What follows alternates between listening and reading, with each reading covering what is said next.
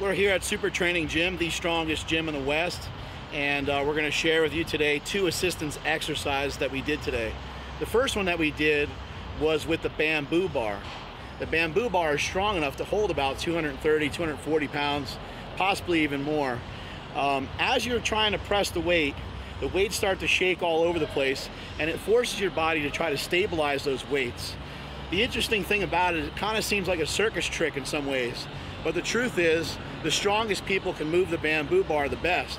So that tells you that it's a test of strength, not only a test of stability and a little bit of a circus trick, but it's also a test of strength. We typically use the bamboo bar in here for sets of about 20.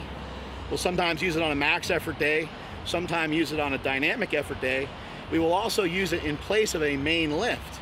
So let's just say you're run down from doing max effort work. Let's say you hit 3 PRs in a row. Well, what do we know from history? If things are on the upside for a long period of time, you're probably about to hit a wall. And before you actually hit the wall and before you actually get hurt, you should probably take some precaution and back off a little bit.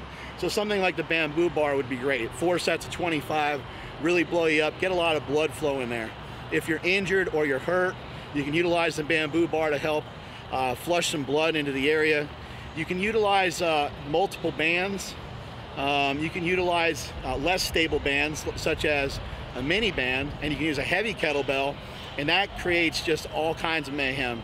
Always have a spotter when utilizing the bamboo bar. Always make sure you're protecting the lifter's face, right here, the money maker. Always make sure you're protecting that, because it has a tendency to want to rock back and go right over your grill. There's a couple other exercises you can do with the bamboo bar, but in my opinion, it's mainly for bench pressing. We also use it sometimes for triceps. Another key element to using the bamboo bar is to create stability, just as you would with any other type of bench press. You want to create stability before you ever even start the bench press. So everything from the unrack, you want to try to unrack it, you want to try to break the bar, as we always talk about. You're trying to get some external rotation to keep the shoulders locked in. You don't want your shoulder out here like this. You want your shoulder locked in here like this. And so with your shoulder locked in, as it gets shaky and unstable, you're still going to be able to handle it and still be able to be safe. With the amount of weight you can handle on the bamboo bar, even as it goes all over the place, you're going to be safe even if you get out of the groove a little bit.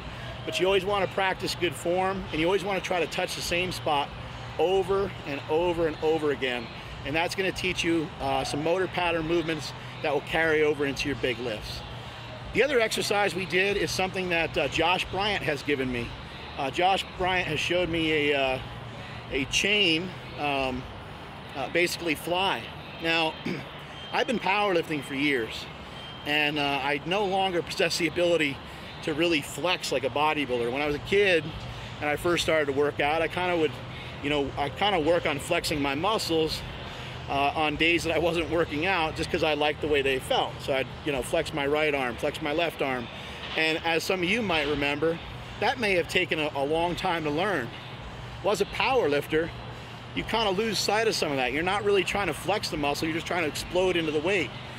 And if you get too high of a muscle contraction, you can kind of hurt it yourself. So you don't want to get into that situation. So in powerlifting, we try to kind of almost outrun the lift and explode into it in a methodical way where you're not going to get hurt. Whereas a bodybuilder might flex into it a lot harder.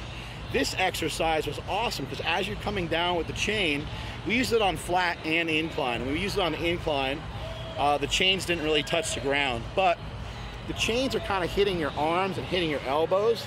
And as you're trying to pull it together, it gets harder and harder. So it makes you flex your chest really hard as you get to a more favorable position.